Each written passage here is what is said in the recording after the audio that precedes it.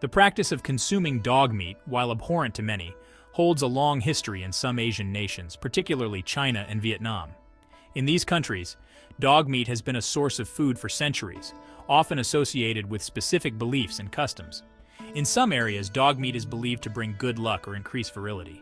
It's often consumed during the summer months, as it is thought to have warming properties according to traditional medicine. However, the consumption of dog meat is not universally accepted within these societies. In recent times, there has been growing awareness and debate surrounding the ethical implications of this practice. This debate has led to a gradual shift in public opinion, with a growing segment of the population opposing the consumption of dog meat. The changing demographics of China and Vietnam, with urbanization and increased exposure to global perspectives, have also played a role in shaping attitudes towards this tradition.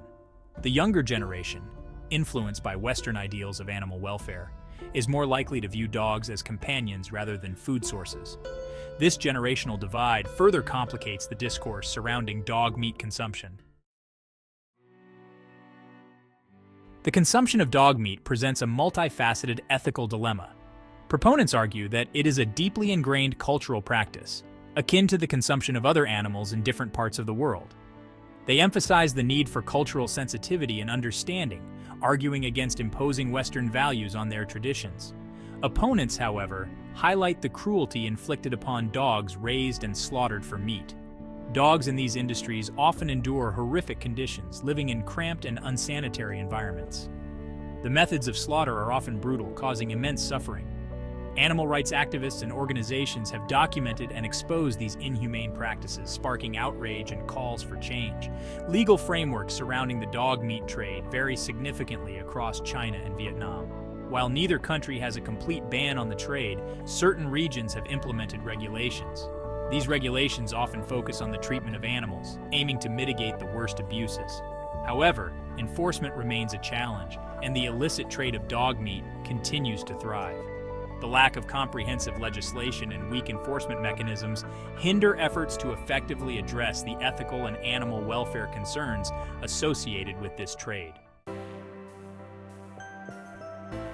In recent years, there has been a surge in animal welfare advocacy, both within China and Vietnam and internationally. Organizations such as Animals Asia and Humane Society International have been instrumental in raising awareness about the dog meat trade. They work tirelessly to rescue dogs from slaughterhouses and provide them with medical care and rehabilitation. These organizations also conduct public education campaigns to promote compassion for animals and highlight the plight of dogs within the meat trade. Social media has proven to be a powerful tool for animal welfare advocates.